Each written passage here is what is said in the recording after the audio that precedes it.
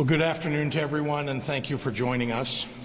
I'm here with Lieutenant Governor Juliana Stratton, Chicago Mayor Lori Lightfoot, Cook County Board President Tony Preckwinkle, Chicago Police Superintendent David Brown, founder of My Block, My Hood, My City, Jamal Cole, and Reverend Jeanette Wilson, as well as Reverend Jesse Jackson, and I thank all of them for joining us today.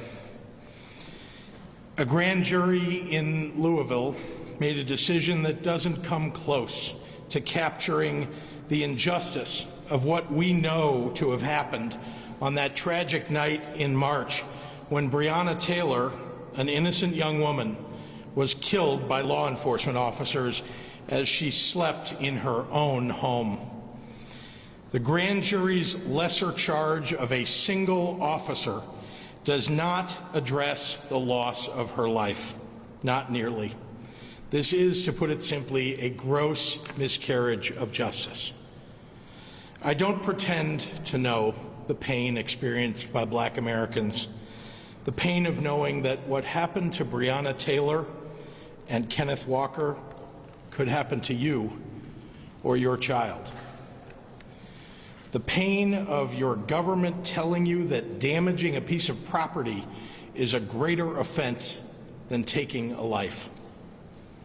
But I do know that the circumstances surrounding Breonna Taylor's death brings an overwhelming sense of rage, of passion, of sorrow to so many, including me.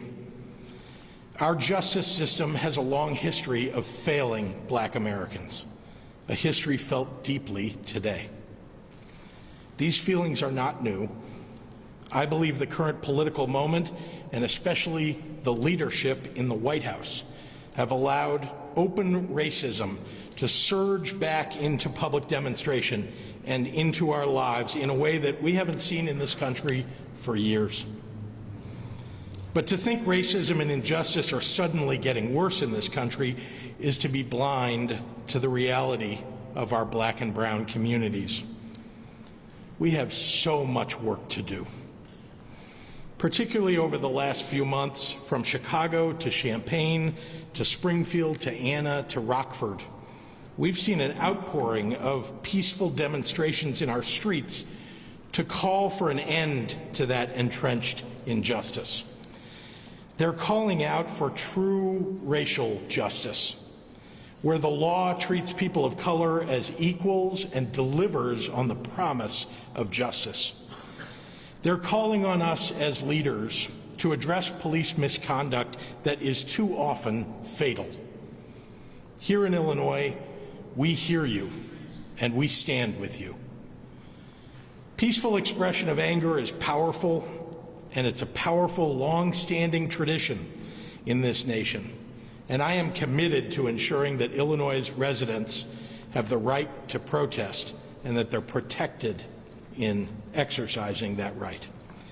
As governor, my priority is ensuring the safety and security of all of our residents, both of which require access to justice. To that end, I am working with local leaders across the state to ensure that everyone's First Amendment rights are protected and that our communities are made safe and secure.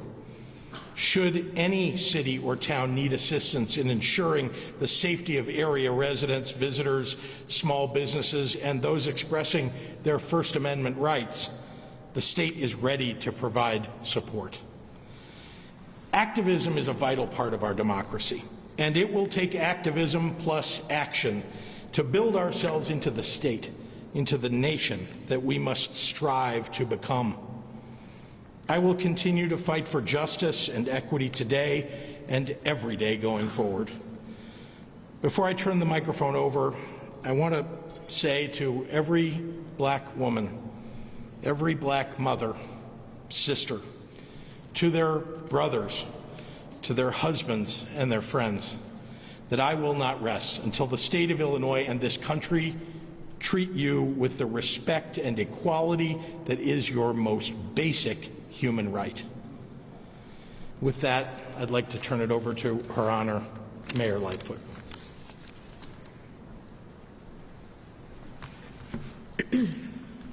Thank you, Governor, and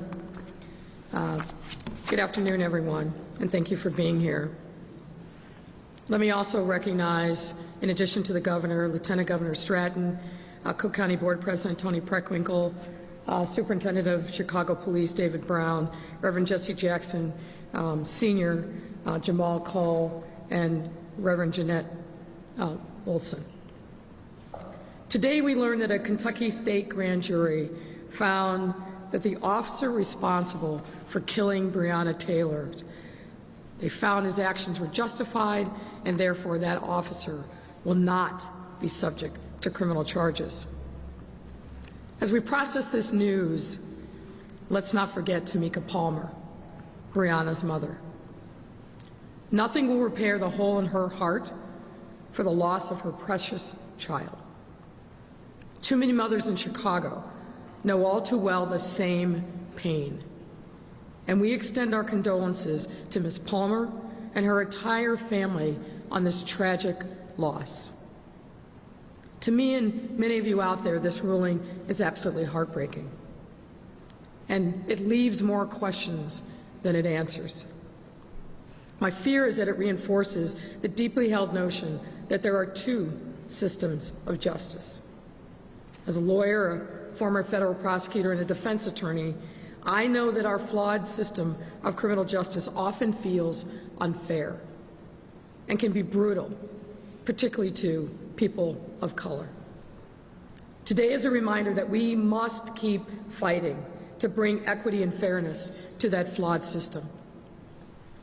Over the past few months, Breonna's murder has been one of the many catalysts driving the historic and righteous protest for change that we've seen in our city and across our entire nation, shedding an even harsher light on the work we still need to do to create an America where Black people and people of color can live their lives safely and free from fear, and have every opportunity to exercise our potential and exercise our God-given right to simply live our lives in peace.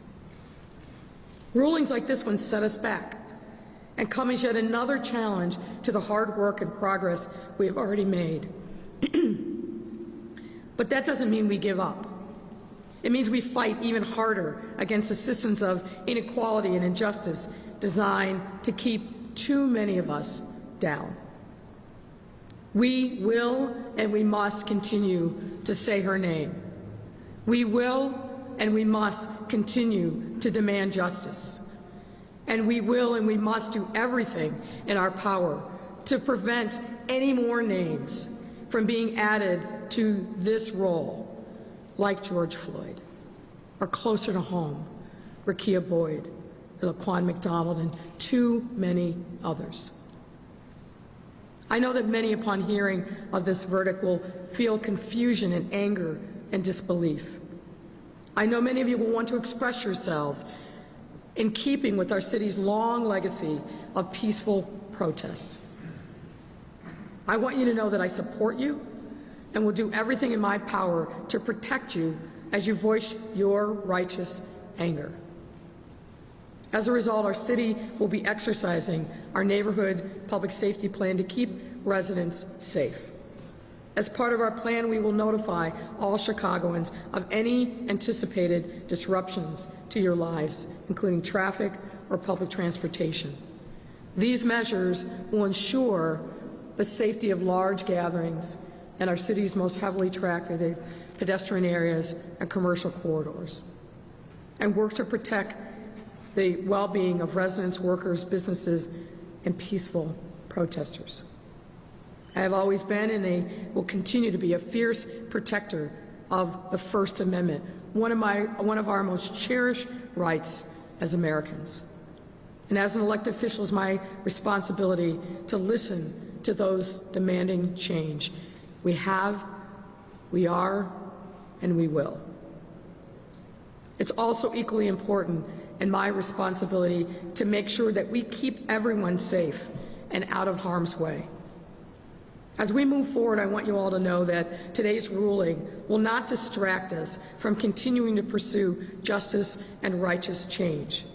And the path to reaching that goal clearly is not a linear one. However, it is a path that I assure you we will walk together. It's a very tough moment for all of us. When a tragedy happens, particularly when a young life is lost, we all feel enormous pain. In this moment, each of us has an opportunity and really an obligation to reflect on how we will take in this news and what we will do with it. Breonna Taylor's family has consistently called for peace and urged people who are acting in her name to do so in a way that builds, not destroys, community. In honor of the family's request for peace, I urge all Chicagoans to join me tonight at 7 p.m. for a citywide moment of silence in honor of the life of Breonna Taylor. Come out on your front porch, stand in your yard or on your sidewalk or wherever you are, but please do, at 7 p.m. tonight, take a moment of silence and reflection in her memory. Afterward, I encourage you to say her name. And if you're so moved, share your expression on social media with the hashtag #SayHerName. This is a time for us as a city and as a state, as neighbors, as Chicagoans, to show our unity in our common humanity. The spirit of Breonna Taylor can and should live on in all of us. We have many more miles to travel on our journey toward a better and more perfect union, and we must rise to this occasion and be worthy of Breonna Taylor's legacy. Thank you, and now I welcome President Tony Preckwinkle of the Cook County Board to the podium.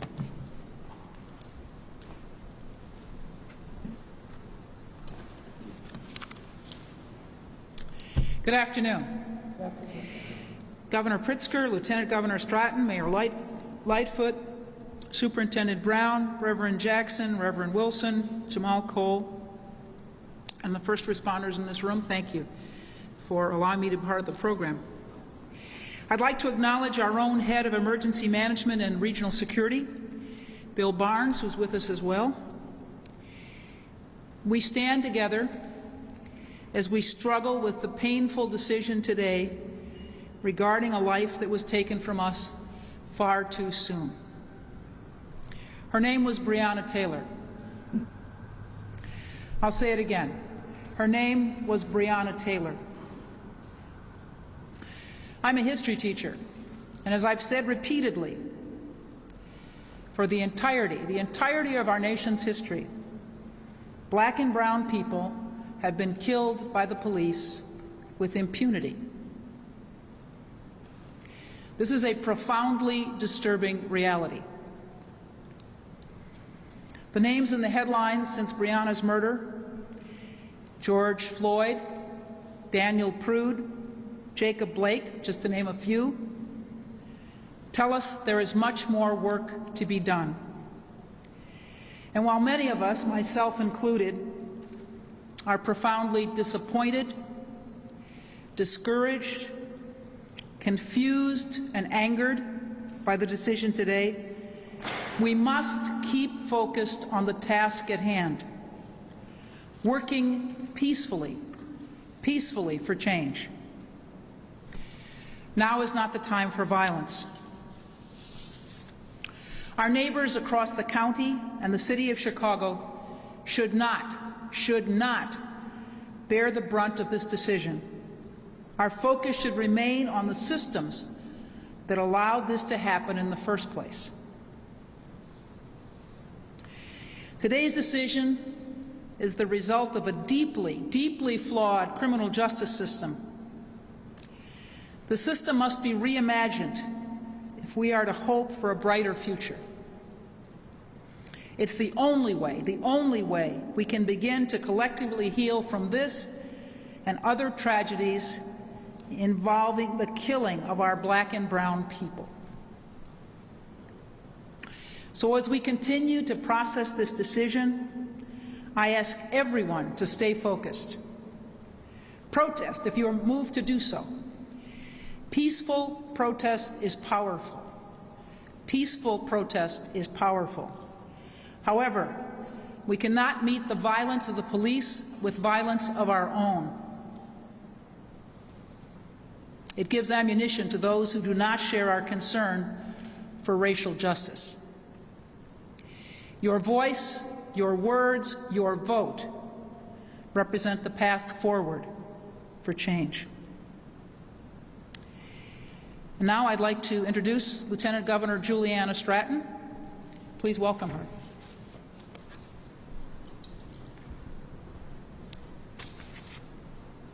Good afternoon. Good afternoon. I come before you this afternoon not only as Lieutenant Governor, but I come to you as a Black woman, a Black mother, and a mother who has 4 Black daughters. For more than 190 days, we have joined the world in waiting for justice for Breonna Taylor and some semblance that our lives matter. But today, justice was denied. Breonna was shot to death in her own home, one of the few places that she, as a Black woman, could find rest and peace after working as an EMT, being a devoted daughter and friend. That peace was shattered by gunfire from police, and her life was taken, a life of value and promise. She was 26 years old, the same age as my Cassidy. My heart ached for her mother and her loved ones then, and my heart aches for them now, as they are traumatized once again by a hollow decision. I literally cannot fathom the pain that her mother must feel right now. But as a mother who loves my daughters with all of my heart, I know that she feels that there is a void that probably can never be filled. So here we are today, and I ask, what if it were your daughter? The decision to only charge one officer with wanton endangerment is unacceptable. It is hurtful, it is confusing, and it further illustrates how Black people are often dehumanized and disenfranchised by the criminal justice system. Today's decision is yet one more example of why Black women often don't feel protected. What do we tell our children when they ask us why? How do we explain that an unarmed person can be killed by police and once again there is no full justice or consequences when they have Black skin like mine? What do we tell our children when they ask how many more? Well, we tell them that Black lives matter. We tell them that there are many of us who are working day in and day out to change the systems that are rooted in systemic racism so that each of them can grow up with full knowledge that their lives matter too. We tell them that it's okay to be angry because I am angry. We tell them it's okay to cry because I have cried. And we tell them it's okay to pray because as a woman of faith, sometimes my faith is all that I have to hold on to in a moment like this. And we tell them that the fight for justice continues, that it is not over, and that our young people are leading the way as they always have. It is the peaceful expressions of pain and frustration, the peaceful expressions of pain and frustration in moments like these that are shifting the atmosphere, and it is those same peaceful protests that will shatter the norms and push through real change and transformation. We will tell them that her Black life mattered and that she should be alive today. We will tell them that Breonna Taylor is any one of us, and that she is all of us. Breonna Taylor is me. Let us continue to say her name.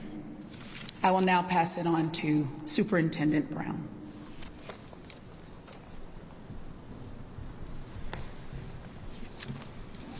Good afternoon.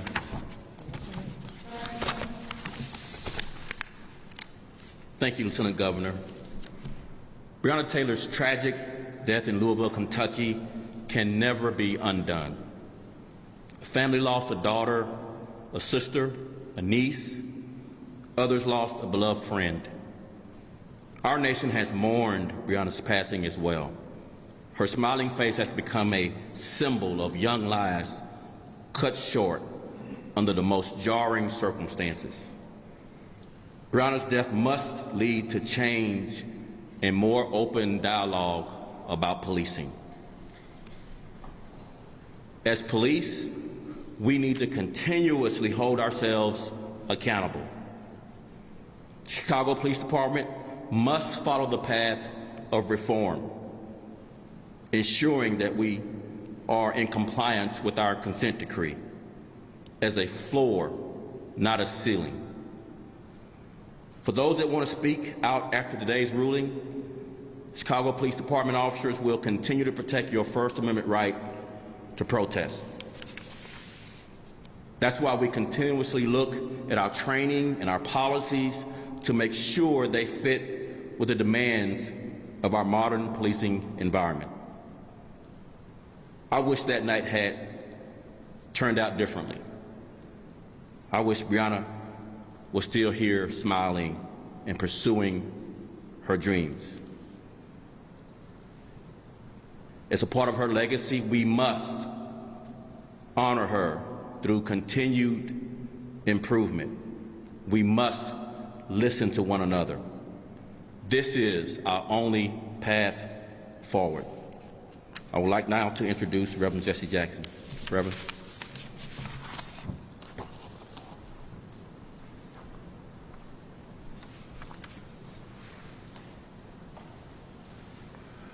I want to thank the governor, the mayor, and those who have spoken today for the words of encouragement. Breonna Taylor's name is not even in the indictment. Her name is not even in the indictment. We in Chicago know the term paying the power. First time was killed, led by the state's attorney. They ain't removed him out of office. Moved them out of office. Juan McDonald shot 16 times to cover up. Got mad, there's a new mayor, new state's attorney, returned paying the power. A pattern here. It's George Floyd, it's Ahmaud Arbery, Daniel Prude, Jacob Blake, Rashad Brooks. Ladies just denied all three police to be charged with cold-blooded murder. They conspired to kill her and killed her. They even charged of murder, wanton destruction, some shooting in the air. No knock warrants are dangerous. And violent response in Chicago would be a mistake. It would be a commercial for Trump. We can't do that. And Dr. King was killed in '68. We got upset. We're in the following communities. Nixon turned into a commercial and used it for his campaign. We must be smart enough not to turn our anguish and anger into self-destruction. Give Trump a commercial. Turn pain to power. I urge you to demonstrate in your own way. There's power in massive nonviolent direct action. October the 1st, there'll be a massive day of voting in Illinois. The mail goes out the 24th of this month. We have a massive demonstration downtown October 1st of voting that day. We drop a mail in the box, stand in line. And Mandela can stand in line 27 years. Dr. King had died, but we can stand in line on October 1st. Let's make a statement that day. I want to thank you, Mr. Governor, for your challenging words, frankly, as a mayor, as governor. You, Madam Mayor, whatever we can do to help in the process. We cannot stop marching till the violence stops. Thank you very much.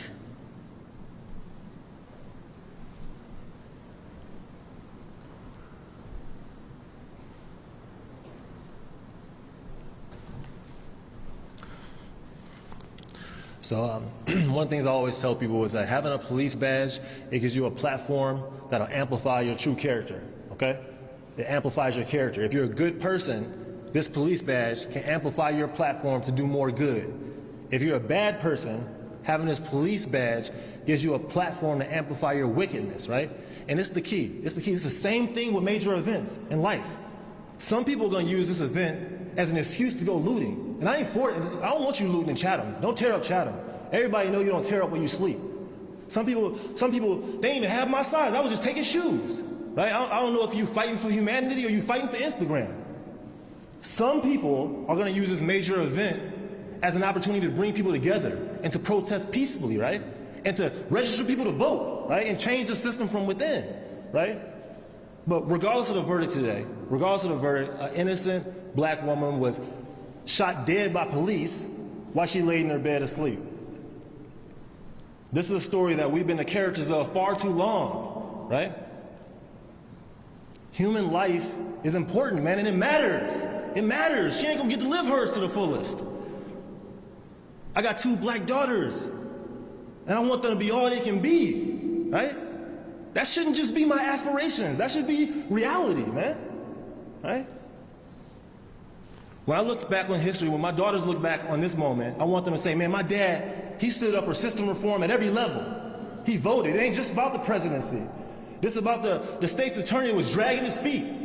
Accountability shouldn't take that long, right? We got to get out there and vote. And my block, my hood, my city, we're hosting a Say Her Name rally this Saturday, downtown at noon. Go to our website, formyblock.org, and see how you can get involved. Man, when I was walking over here on Michigan Avenue. I saw a black woman being attacked. She got choked and punched in the face, right in front of Starbucks. There was people that didn't uncross their feet. They didn't even get up and help her. I'm ashamed. I'm ashamed. We gotta start protecting our black women, man. This happened right outside. I always ask myself 15 words, man. What's something simple you can do that'll have a positive impact on your block? What's something simple you can do that'll have a positive impact on your block? If you start with something simple on your block, that's how you develop muscle it takes to take on bigger challenges, man. Thank you, guys.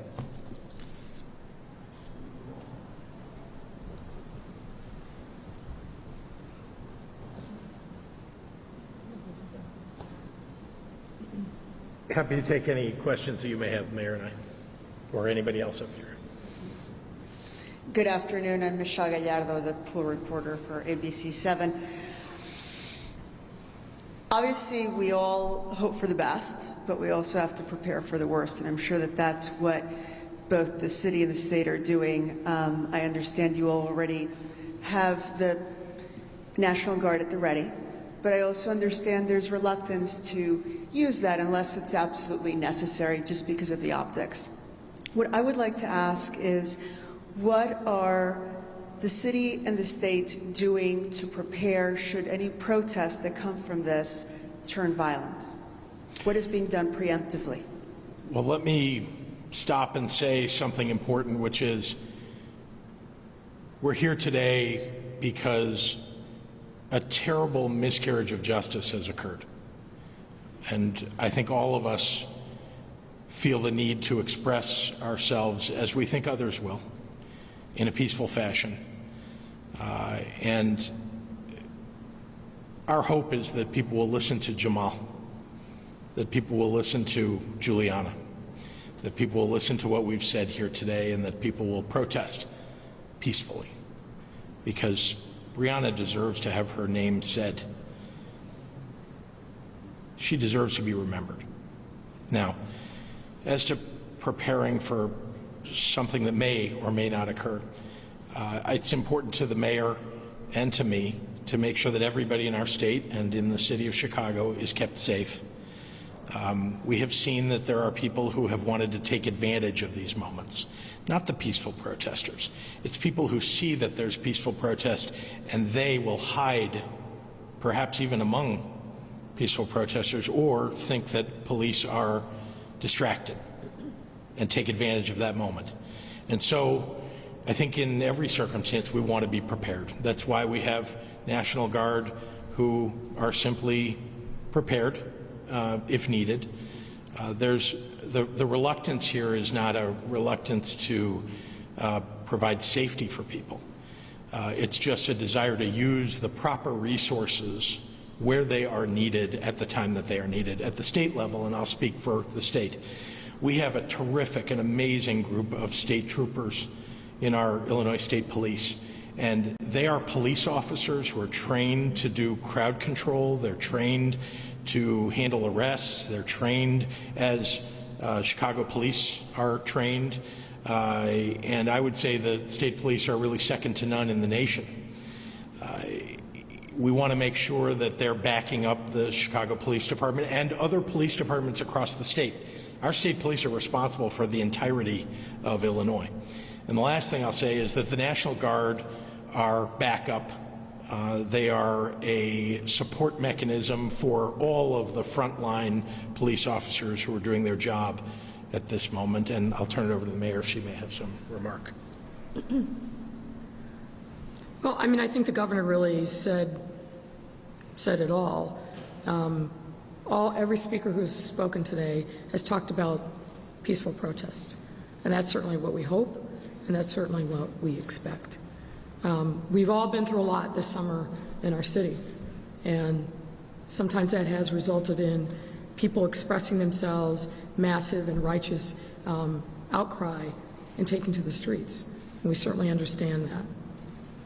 This is a hard day for us. This is a difficult decision to understand. As I said in my prepared remarks, what the Kentucky Attorney General didn't say raises a significant number of questions. He repeatedly said, I don't want to get into the evidence in front of the grand jury, but he seemed to reveal those elements that justified the decision that was made, but didn't talk about the other evidence that may have been presented to the grand jury. But nonetheless, we have been following the events in Louisville very closely. I've spent a lot of time in the last few days talking to the mayor of Louisville, who's a friend, obviously praying for peace in his city, offering any supports that I can give to him, both personally and from the city of Chicago. We are prepared. We are prepared for every eventuality, but our hope, our prayer, and what we urge is for peace. I went back and looked at a lot of news coverage of Breonna Taylor's mother and the words that she has spoken, even in her pain. And she's continuously advocated for people to express themselves peacefully in her daughter's name. And I think that's the right approach. Mayor, if I may ask, this is a question from my colleagues at Cranes, and this would be for both yourself and for Superintendent Brown. Before you ask that question, Yes. I know that Reverend Jackson wants to say something about peace. I want the chief to be aware there are some sinister forces at work, sinister forces. We were in Minnesota when George Floyd was killed 2 nights later. When the police department was burned down, surgically, I knew it was not local people who burned down. Once they broke windows and people local ran in, the sinister forces at work. These same forces were in Louisville. Today you have vigilantes walking the streets in Louisville with the black uniforms on and guns out today. They're provocative. They were in Chicago. Now the Columbus demonstration, tear down the statue. Walked up front, got behind the umbrellas and started throwing loaded bricks and balls of ice. You must be aware, Mr. Police Chief, of sinister forces at work. Local people don't know how to demonstrate. We've done it a long time, and we'll be doing it today, tonight, and until something happens. We must turn our pain to power. Be very, very, very aware. Whether it was in New York, or whether it was in Milwaukee, in the case of Aubrey, there was no violence. a young vigilante killed a man, killed 2 men, and became a hero.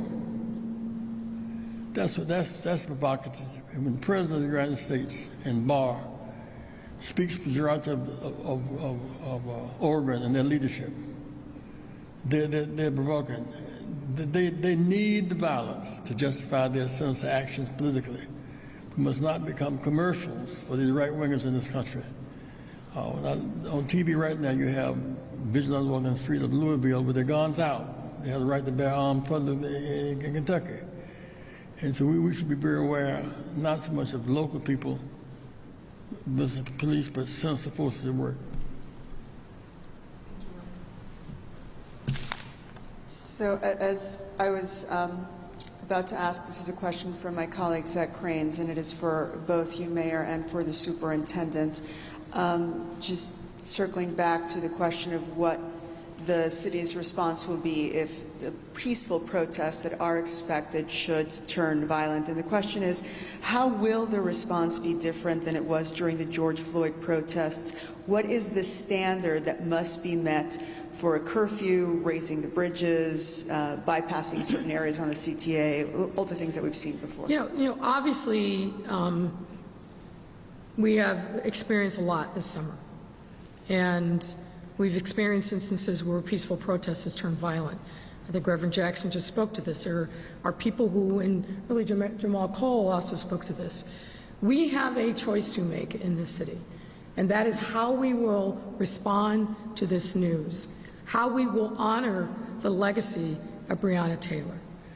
And my hope is that every one of us, regardless of what we feel about this verdict, and we all have personal opinions about it, it's hard to reconcile, and it was deeply dissatisfying, which is probably a supreme understatement. But no matter where we are in processing today's news, we need to do so peacefully. Peacefully. Reverend Jackson said it right. We don't need to be a commercial for people who want to mischaracterize who we are as a city and as a people. We are a great, diverse city. We feel things passionately. We have a long history of being active and activists.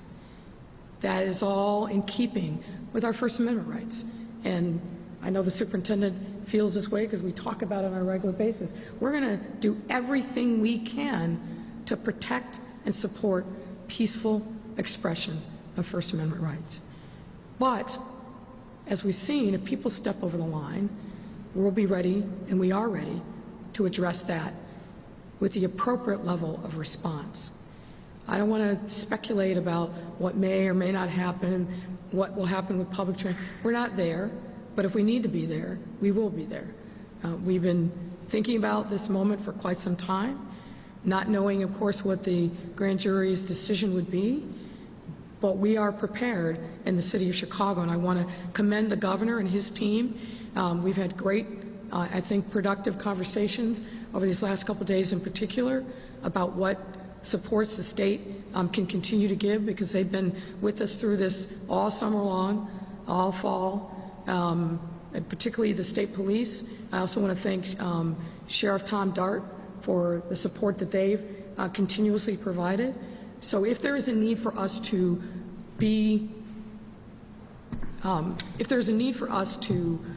deploy resources to address any kind of threat of violence or the reality of violence, we're ready. But there's nothing that's being done preemptively in terms of closures? No, I didn't say that. I said we are prepared. We have not closed bridges. We've evolved in the way in which we're handling these circumstances, and I hope there's not a need for us to do that. But if that's necessary, we're going to take the necessary precaution. As you know, over the course of the summer, in response to many of the challenges that we face, we have done a tremendous amount of drilling and preparation, both in the downtown and in the neighborhoods. So we are ready and prepared. I said we've activated our neighborhood protection plan, which means that we have pre-positioned resources along commercial corridors in the neighborhoods. But again, my hope is that people are going to express themselves peacefully. Certainly the social media traffic that we've seen since today's announcement has overwhelmingly been suggestions of peaceful gatherings, which is all to the good. I hope people will join me tonight at 7 o'clock in a moment of citywide silence and reflection on the life of Breonna Taylor. But if things should take a turn in a different direction, we are ready. Excuse me, Mayor. Can I say a Yes, few words? yes, of course. Thank you. You know, I said at the beginning of my remarks that I'm a history teacher, and this is a disturbing moment for me. I'm disturbed as an African-American woman, as a mother, that the two questions that have been asked are about what our response is going to be, and they're not focused on the tragedy, the travesty that took place today. And I hope that the media will focus first and foremost on the tremendous injustice that we saw today. Yet another murder of a black woman, a black person, by the police with impunity. I hope that's the focus of your coverage today. And I regret that the first thing that happens is that the mayor and the governor have to respond to these kind of questions about what's the city going to do. Yet another woman was murdered today. Yet another black woman. And these are the questions we get. It's discouraging. I'm sure you understand that we have to ask these questions. With people from Kentucky, right? We have people staff there now. They should boycott every non-essential service in Kentucky, including horse races, express themselves in a way that's impactful. The new recruits at the University of Kentucky and Louisville should not go to Kentucky. We should put Kentucky on the South African list. This is full of non-essential services. We must fight back in ways that we do not destroy ourselves in the process. We must turn the pain that you hear, pain. Turn pain to power. No one can be on the sideline in Kentucky in this battle. 3 men who conspired to kill a woman in her sleep, walking free today without a real charge, wanted destruction. We're going to fight back in ways that we will not self-destruct. Thank you so much. Thank you, Reverend. Yes, and that would bring me to my final question from the pool questions. And I'm sure, Mayor, you understand our need to ask these questions in light of what has happened before. And the question from the Block Club is just related to an alert system. And you mentioned that in your remarks at the beginning that you'd be communicating with the city to let residents and motorists know of any closures that may or may not happen. Can you tell us how that will work and how much notice people can expect so that they're not caught outside of? Yeah, we will. If the need arises, we will try to, of course, give as much notice as possible. And we have a number of ways that we'll do it. One, we'll communicate with the media so we can get the word out quickly. We have a system of alerts that we've used. Even as recently as the last couple of days, we'll use that. But we're mindful of the fact that, particularly when it comes to public transit, people are relying upon public transit to go to and from their jobs and otherwise get to move from one place to another. So when we've done this before, we try to give at least an hour, if not longer, and we will certainly try to do that. Now, obviously, if there's exigent circumstances, the timeline may shrink, but we will be respectful of people who are going about their daily lives. That's why, again, I have to emphasize over and over again that we want people to express themselves, but do it peacefully so that these heightened measures won't be necessary. Mayor? Mayor, can you speak specifically to some of the concrete steps that your administration is taking to address these systemic issues that are being raised, whether that's in Louisville or in Chicago, with regards to police accountability? Sure. Obviously, as you know, the Chicago Police Department is under consent decree, and as the superintendent has said, and I agree, the mandates of the consent decree are floor, not a ceiling. We've done a lot of work over the last couple of years in changing our use of force policies, and not just changing the policies, but making sure that our officers are well-trained and understand what the rules are. At my behest, just this summer, our chief risk officer did a top-to-bottom assessment, for example, of our search warrant policy, and in consultation with the police department made some necessary and I think appropriate changes to that, and took the next step, which is always important when you do a policy change, made sure that officers were trained in the new policy. And one of the highlights was really changing the level of approval within the police department before it even got to a court. As I think I mentioned before, the no-knock policy is something that the superintendent and I have talked a lot about. Our view is that it should be extraordinarily rare.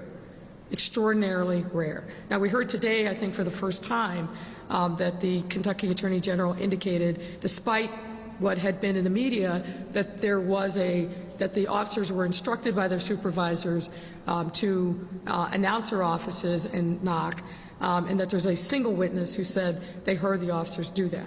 There was a question that was raised during the Kentucky Attorney General's press conference about whether a single person hearing in a close unit of apartments was sufficient. That's an issue that they're going to have to reckon with. But as for us, we think, again, in the normal course, no-knock search warrant should be extraordinarily rare, and there's got to be a documented evidence of exigent circumstances before that a search warrant is even approved internally before it even gets to a court. I think there's a lot more that we need to learn about what happened in Kentucky around those circumstances, and it was referred to obliquely, but clearly the FBI, the U.S. Attorney and the FBI are continuing their investigation of the circumstances there, and I hope that that leads to more questions being answered, because there are a lot that are unanswered, and unsatisfyingly so today.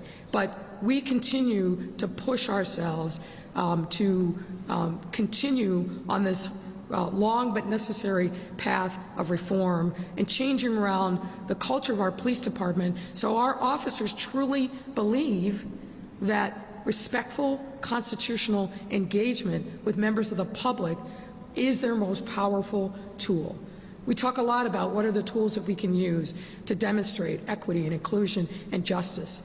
Our police department has to be part of the solution, and part of the solution is making sure that they understand the rules of the road, that they have the proper training to be able to accomplish those missions, and that there's a level of accountability when they cross over the line. I'm not talking about punishing innocent mistakes, but that's not what we're talking about today in the case of the murder of Breonna Taylor.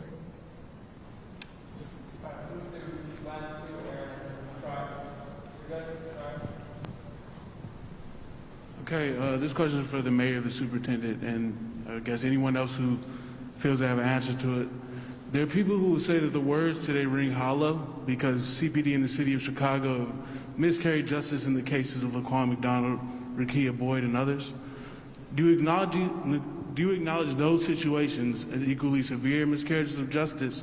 I'm going to have to apologize. I'm really having a difficult time hearing you. Okay. I wonder if you can just speak a little bit louder. Okay. There are people who say the words that you said today ring hollow because CPD in the city of Chicago have miscarried justice in the cases of Laquan McDonald, Rekia Boyd, and others. Do you acknowledge those situations as equally severe miscarriages of justice, and how, in the face of those cases, do you expect Black Chicagoans to continue to trust the police to protect the rights that you say were ignored by today's decision? Look, the Rekia Boyd, Laquan McDonald, and too many other names are ones that I think are painful legacies of where we have failed. But I will say I have to push back a little bit on the premise of your question. Rekia Boyd, that was a circumstance where, in a rare instance, a police officer was charged. Now, the judge's decision in that case, I think we can all agree, was outrageous.